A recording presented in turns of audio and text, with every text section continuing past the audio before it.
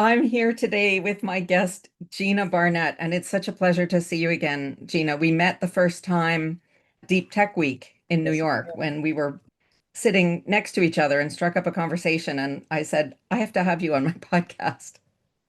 I Gina, should go to more events. I mostly stay home all the time, so I should get out more, I you suppose. should get out more. Yeah. Gina is the founder of Barnett International Inc., which is an executive communications consulting firm. She has coached and consulted with thought leaders in finance, technology, healthcare, science, and the arts. And since 2011, she has been speaker coach for the mainstage TED conference, which is a really big deal because, oh boy, do people ever work hard to get ready for a TED conference. That is such a big undertaking. Yes. Before we start talking about your book, which I have in my hand here, called Play the Part, that I absolutely loved. I really just devoured it in a few sittings because I couldn't put it down. Wow. But I would love to know about it, as I said it now, about speaker coaching for the TED conference. Just say a little bit about how you approach that or what your experience has been. It was a 10-year ride when I first began working with TED. I think there were maybe 40 employees, and it was on the verge of becoming TED. It was already TED in that it was a well-known conference and it was getting a lot of ink and a lot of attention. And in the course of, I was there 10 years, or they were my client for 10 years, it completely blew up. And then it began to shift, I think, personally. But the process is very in-depth. I was involved in many different aspects of it, both helping certain writers evolve their talk. Mm, Some talks take 20, 30 revisions to really get to yeah. that core essence of what they want to say. Once the talks are set, there were a lot of evolutions as well. When I first started, they had speaker notes, they could see their notes. Okay. As it evolved, the shift came to no, your notes will not be available. You have to know it. Yeah. So some people had notes because of who they were allowed, other people were not. So that whole process of how do you integrate something so deeply? First of all, you know it because it's your content, but how do you live it? How do Yeah. you embody it so it doesn't feel rote, so it doesn't feel robotic, so it doesn't feel memorized? And so each person required a very different approach in my experience. Some people really had struggled with that. And so you would work with capturing the main idea. Other people had all kinds of physical gestures that would be distracting, and you'd have to work with that. And giving a talk, at one point, everyone who spoke there knew that this could be a life-changing event. It Right. wasn't just like giving a talk somewhere in a smaller venue. And so the stress for a number of people was just extremely heightened. And for many people, I would just take them on walks and have them breathe with me and say, you'll be okay, you'll live tomorrow. Wow. There were some, I can't say names, but someone who's very well known in the world of design who speaks all the time, flew to New York to work with me for a few days and just was in a panic over TED, having just given a talk for 2,000 people elsewhere. And my big advice to him was fuck TED. And that did it for him after days of working with him. I was like, fuck TED. And he's got it, right? So everybody was different, but it was everything from stress management to structure to body language to being real to it was deep. It was heavy. It was exhausting. Which is everything from the content of this book. And really, I took so much away from it, but I have to say that when you had me on page 2, when you said the awareness that aspects of mind may arise from the body has tremendous ramifications for all aspects of communication. That was where I said, okay, this is a book I need to read because that is so coherent with the work that I do in terms of embodying sort of new mindset shifts. Like, what does it mean to have a mindset shift if it's not living in your body? If it's not right in your nervous system, then it's just an idea and it's Yeah. not useful to you in the real world until it gets into your body. And that's the work that I do. So this book was like just filled with not just theoretical, but really practical information about how to do that. Yeah. I'm a body person. As a kid, I studied dance, I studied singing. I was embodied very early in understanding how movement gesture can change your psyche, your emotional state. Yeah. And one of my concerns in the modern world is how disembodied people have become. It's devastating. I can't tell you, now it's going on 20 years. I would walk into, it didn't matter if I was walking into an office at the UN or an architect's office or a pharmaceutical company or a bank. Everyone all day was spending their entire day sitting, staring at a screen. And I think it's having terrible implications for us as a species. And by understanding how your history lives in your body, your psychological wounds, physical wounds, these things echo and live inside unless you metabolize them, work them through, experience them, and understand them, they keep resonating, they keep happening. Say a little more about that because I find that really interesting. That it's easy for us to say that your trauma lives in your body or your memories live in your body. And I'm certainly familiar with that concept, but I think a lot of people have the idea that your memories live in your mind somewhere.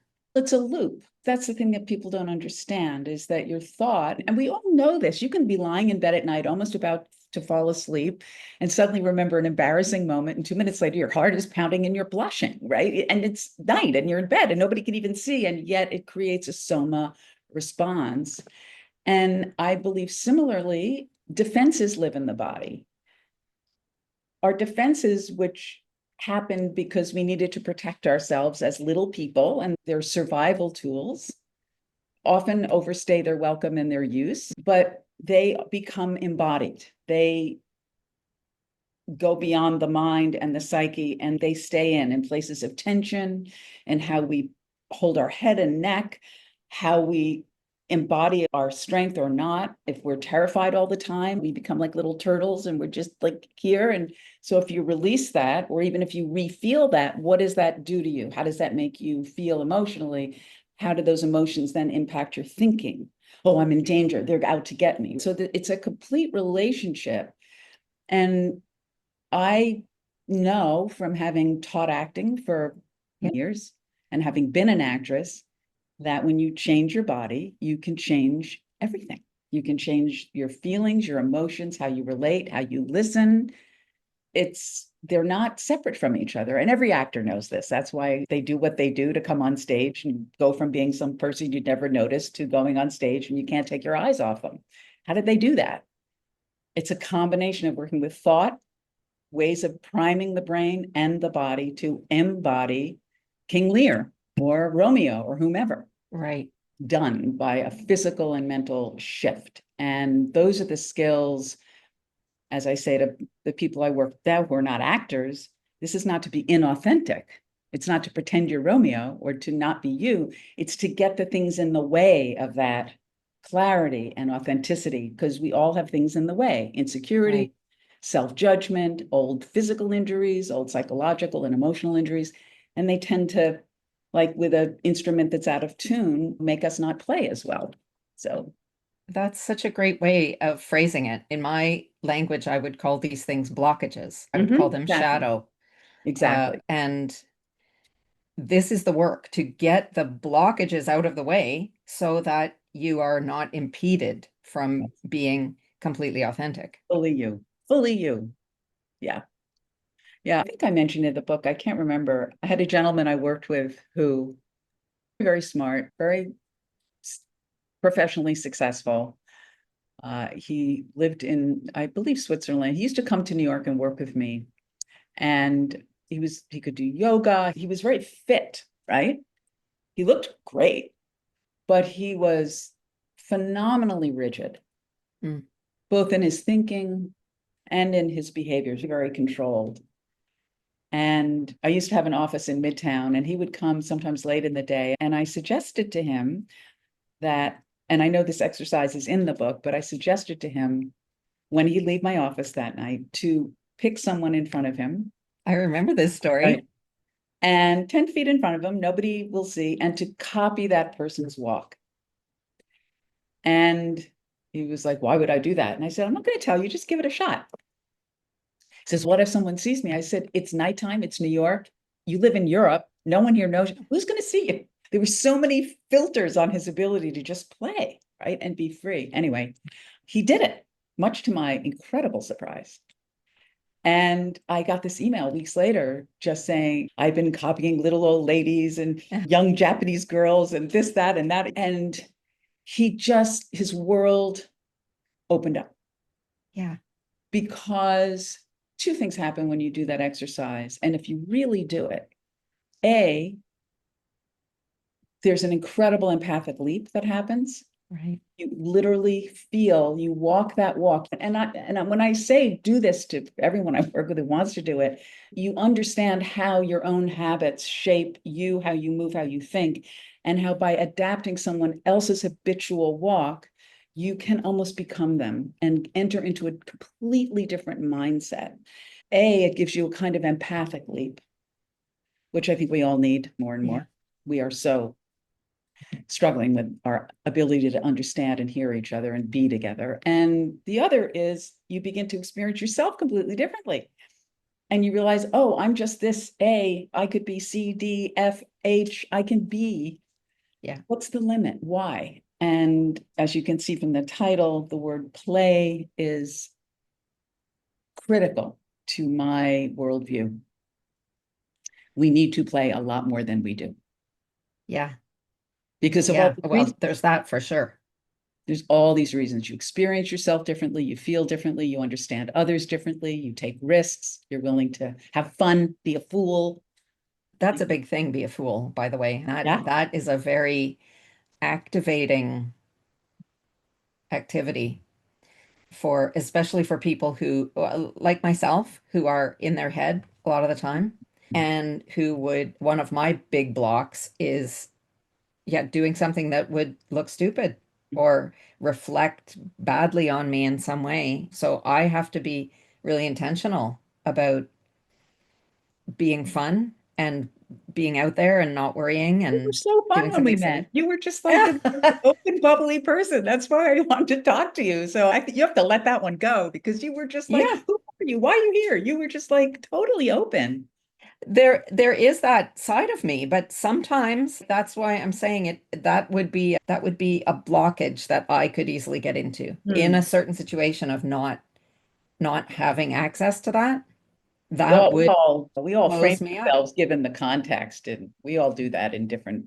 But I think that allowing play into your day in whatever form, whether it's with your pet, whether it's with your friends, how do you define play? And I think people misunderstand it. It's so approved as an activity when you're 2, 3, 4, 5, 6, 7, 8, and then it gets shunted into sports or an instrument. Yeah. That becomes legitimate play. But the kind of play that little people do, where they watch kids in a playground, how their bodies do the most outrageous movements. There's no thought about it.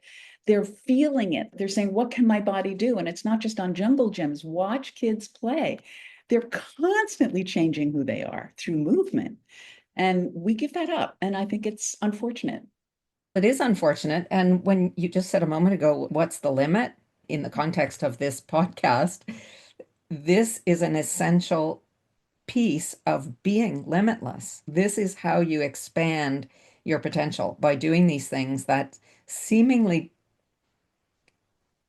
either don't make any sense or are unrelated. It may Mhm. not feel related to your core, the work that you're putting out into the world that you are trying to perfect or master or be known for or to be successful at. The success partly has to come from your ability to be playful and to do things that don't make any sense to you. You have to be able to let go of that on some level, and play is a wonderful way. There's something else I wanted to touch on when you were talking about how incredibly impactful it was for this man to not just liberate himself from his rigid place in where he would feel intimidated about doing that because of who might see him, but this idea of communicating with another person on a really multidimensional level in a way, Mhm. by not by speaking to them and communicating with words and phonetics the way we're used to with sounds, but by doing something with your body that allows you to flow in harmony with that person in a certain way is a communication with them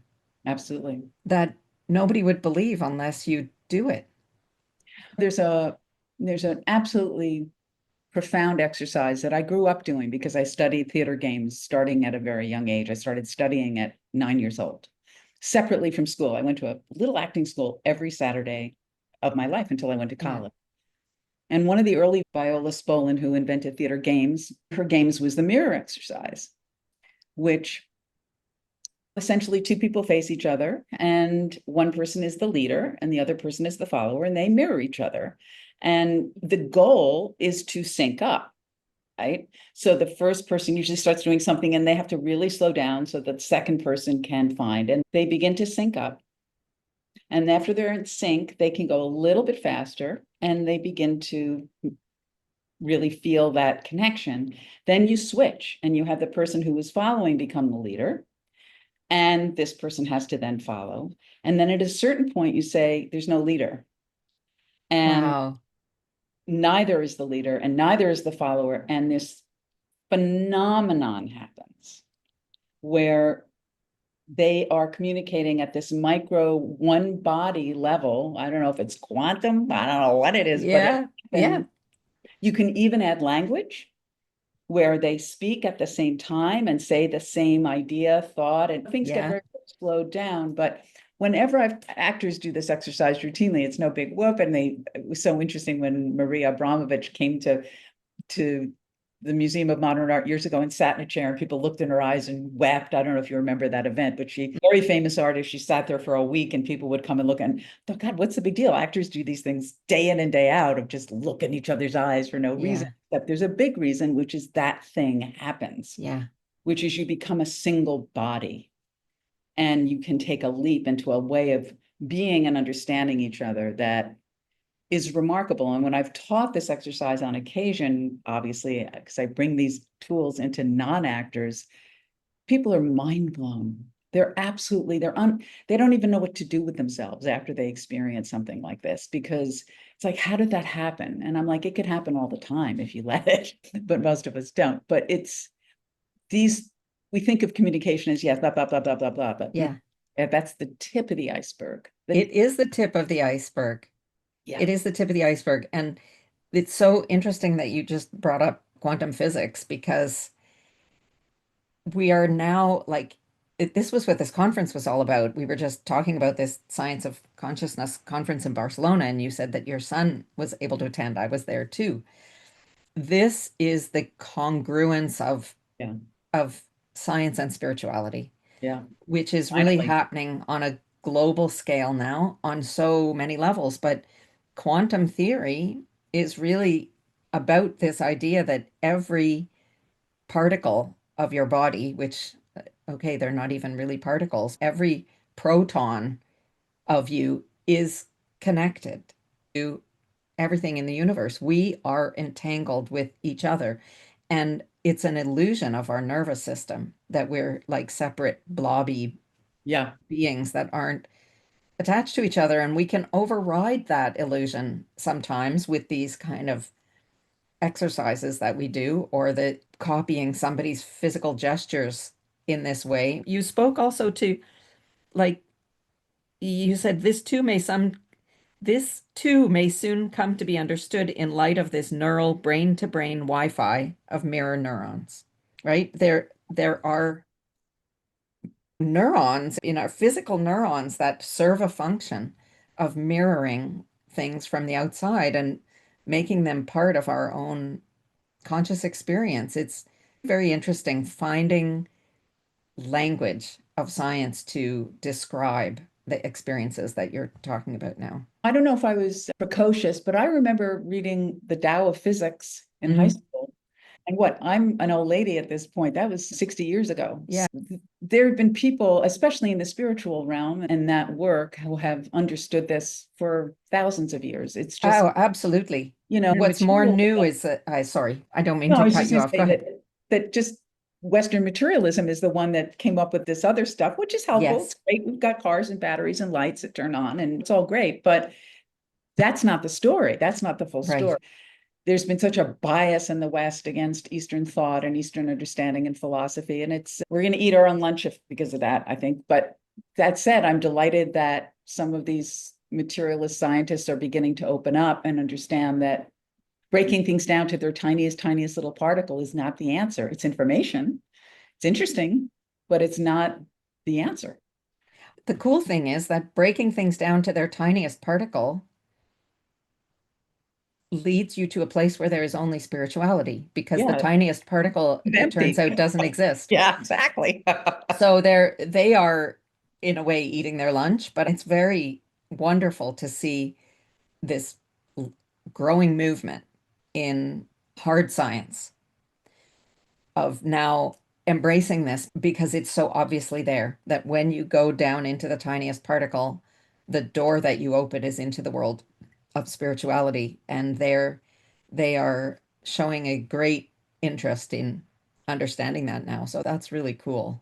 It's interesting because some scientists are afraid to bring it up almost because I feel Yeah. like they're going to be discredited and kicked out of the cathedral of Western materialism. And I'm like, do you have guts or not? And Yeah. I don't think people understand the degree to which we are brainwashed to be conformists on every level. And the work of really unpacking that and looking at your own complicity in that requires a lot of spine. Yeah, it does. That's again very relevant to the way that I work because we call this conditioning. Yeah, And some of it is brainwashing when we're talking about, let's say, societal controls that are meant to, let's say, make us better consumers or whatever. Some of it is yeah. really very intentional, but everything is conditioning. All the responses that you've ever gotten to everything from your family, your friends, your school, what you've seen on television and read in books, All of it. everything is conditioning that colors how we eventually See the open our identity or move into an identity, yeah. express our individuality. And as you're saying, that's part of the journey of growing and evolving is separating yourself from that. Yeah, separating it, looking at it, understanding it, unpacking it, letting it go, questioning it. To me, that's the whole purpose of why we're here. Yeah. Who am I versus who was I told to be? How do I figure that out? How do I, what do I want to hold on to in terms of some of that conditioning or bias or whatever? And what do I realize this absolutely has nothing to do with me and was purely inherited? It's really interesting. I grew up speaking English. I didn't grow up speaking Chinese. Everything about me has been imprinted to a certain Yeah. level, Yeah. genetically, familial, social, language, all of it. Yeah.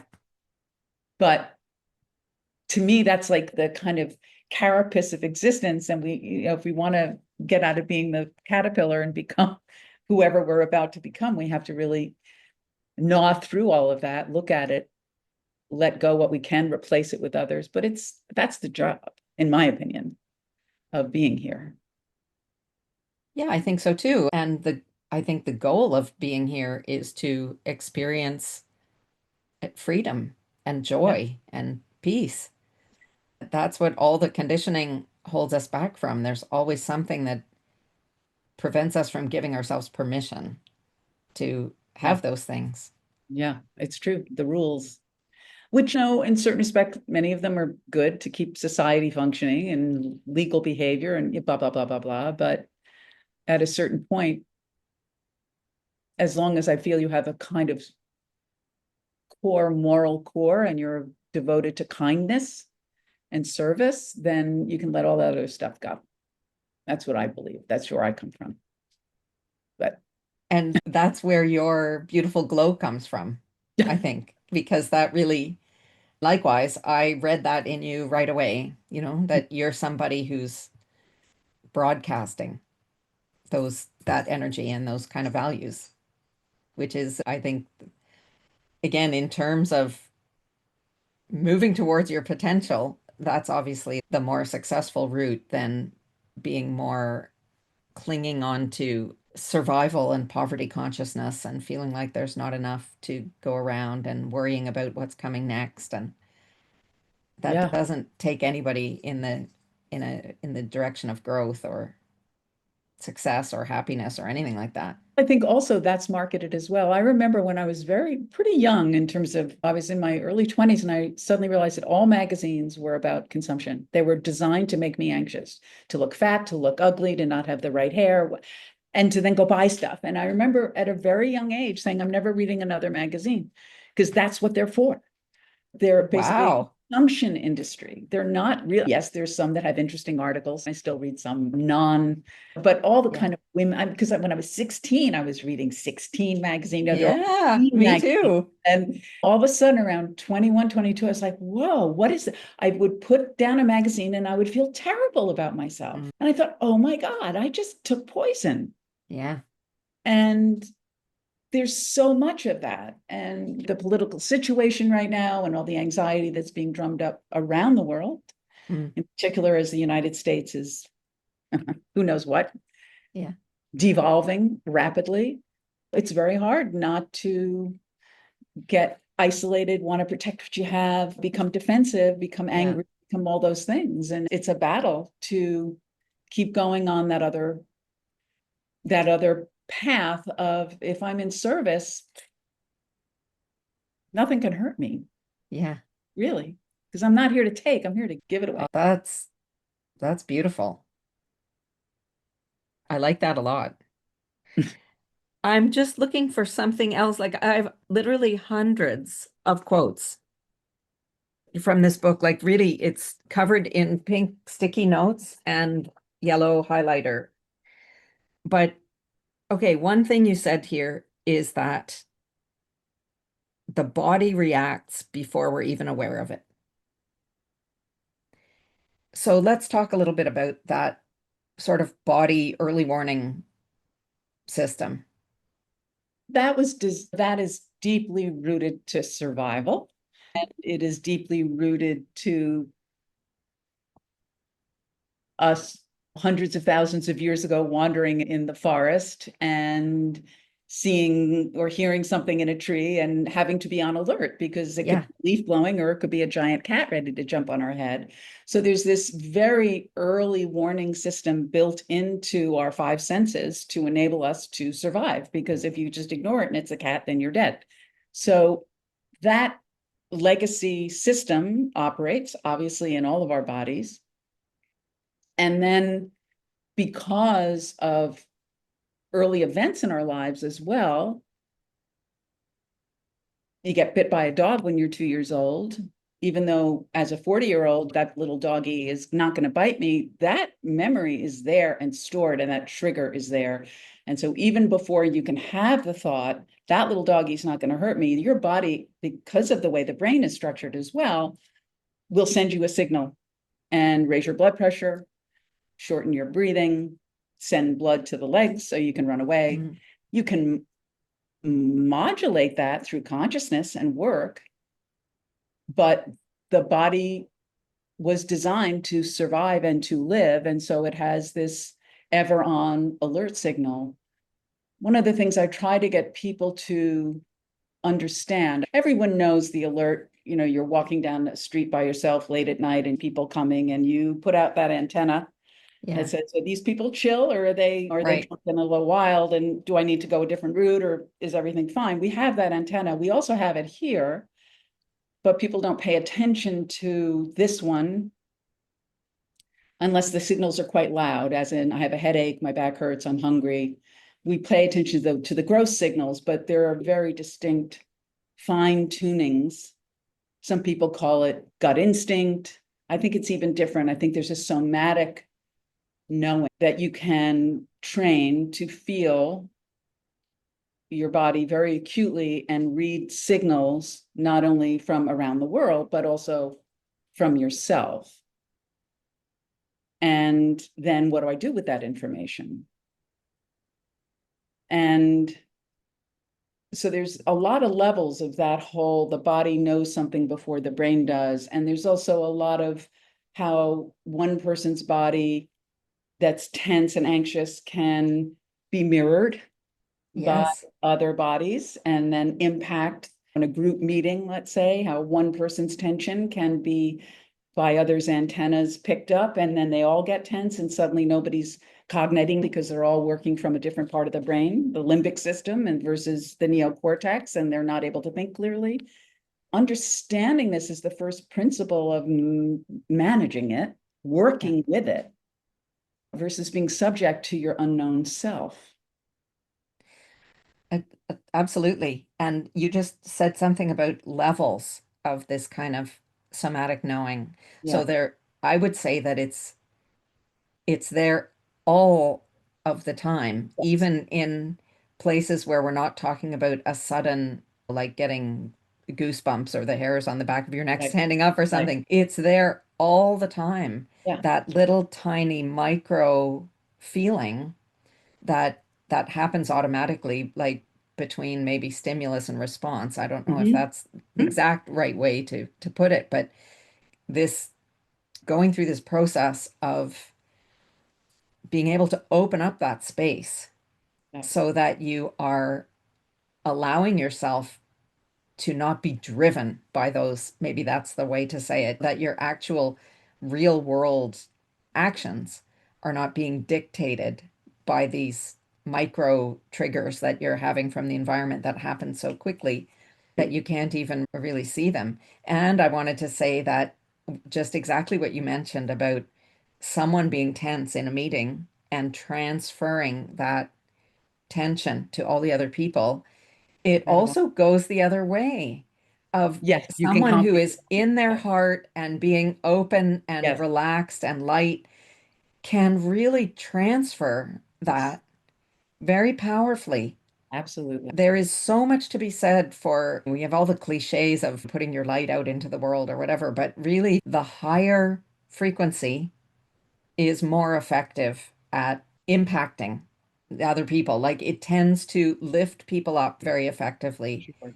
even more, even more so than the true reality of someone being in a tense or bad mood, being able to spoil the atmosphere. But either all kinds of people who have written about this, of that the quiet, peaceful, loving energy being able to subdue that. Yes, absolutely. And one of the, going back to the body again with that, one of the things that I like to point out when I work with the voice with people is airplane pilots.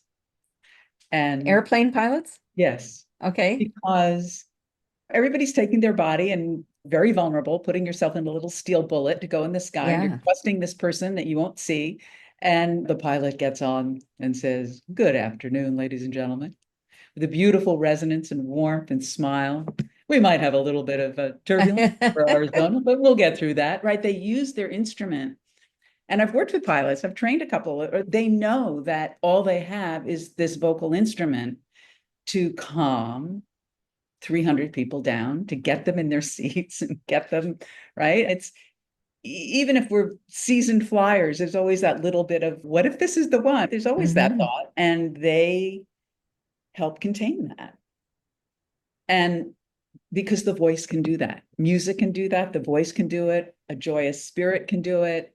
So, yes, a tense person can totally elevate that mood in a room, and absolutely a warm, open, joyous person can equally lift up, which is why we seek them out. And it's why business leaders seek you out, because I think you've probably had impact in the billions of dollars or certainly multi-millions of people in terms of what you've been able to do for leaders I've been who the luckiest affect a person lot of in the people. world. That's all I can say. I love what I do, and I love each person is a puzzle, and I gently try to figure that puzzle out and figure out what it is, whether it's a self concept or something physical, or even sometimes the voice. It can be any number of things, and find a way to work through that so they can flourish, basically, and be alive and joyous in their work. And people get so constricted by so many things, the pressures, the demands, the culture, economics, all of it. And how do you help them unravel whatever it is and give them tools to release and open and feel alive? I just love what I do. I just love it.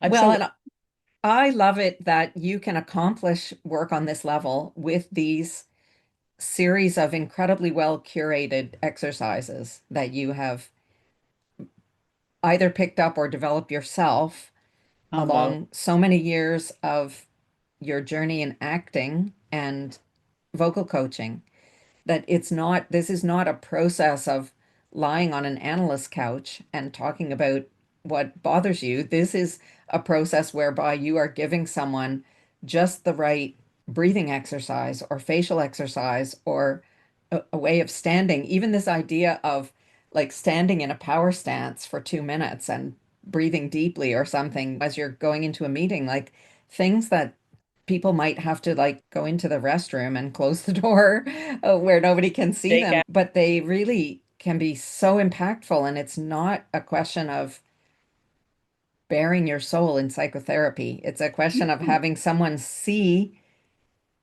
energetically something that needs to be released and to know I have a trick for that. There's an exercise for that. Do Well, this. high stakes meetings for some people when they have to present up or talk to not their boss, but their boss's boss, and people get very nervous. And it's a performance at a certain level. You want to be yourself, but it's high stakes. And then I frequently use the analogy of no musician would come to play a concert without warming up the instrument. And no athlete would go to play a serious game without doing their stretches and their warm-ups. And you need to warm up.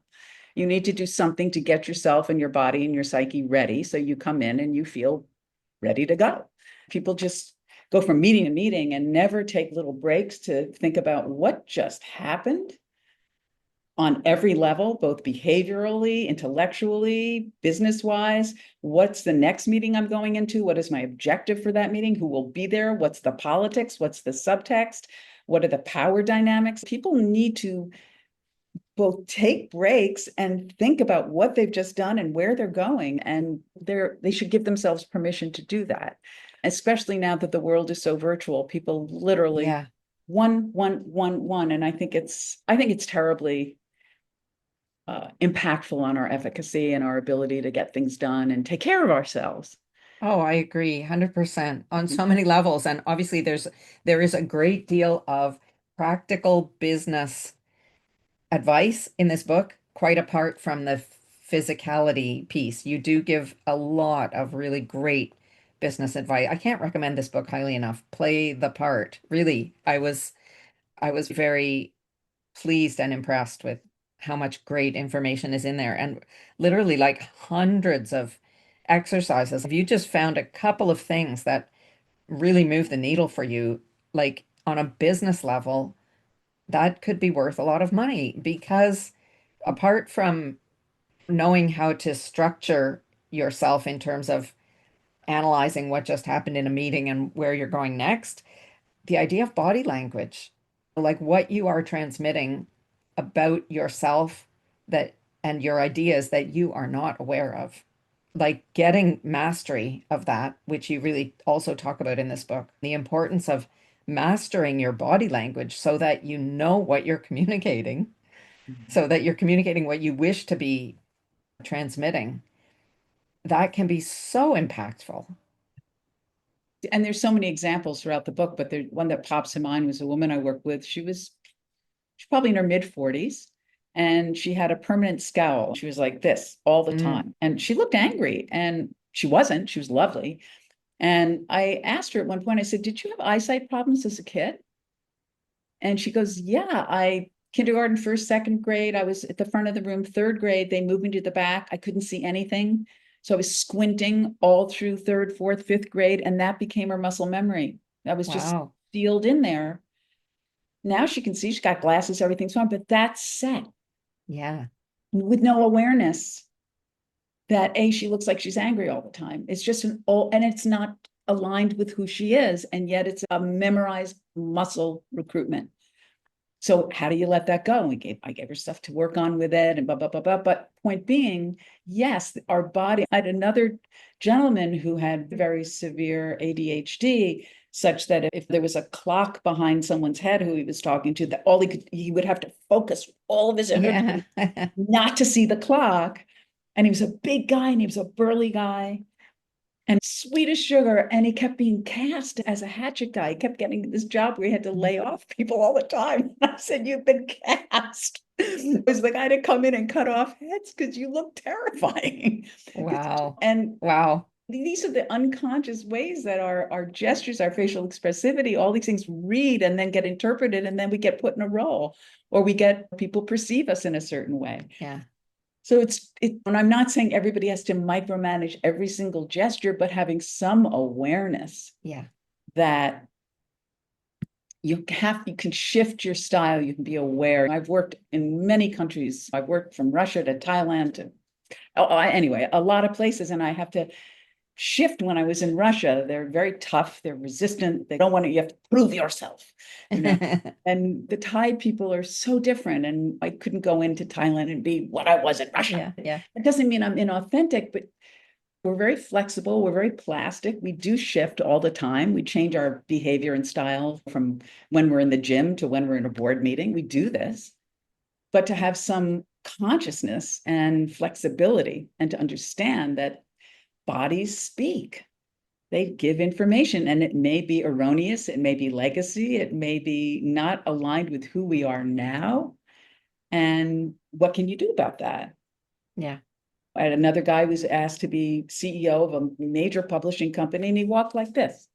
He said, "That ain't leader position. Get your head along." That doesn't say strength to me. That says, "Oh, can I?" So that stuff, it seems superficial, but it's not, because it has implications, because people project onto it, right or wrong. They project onto it. And it takes energy to hold this baby up. It's heavy. Yeah. You know?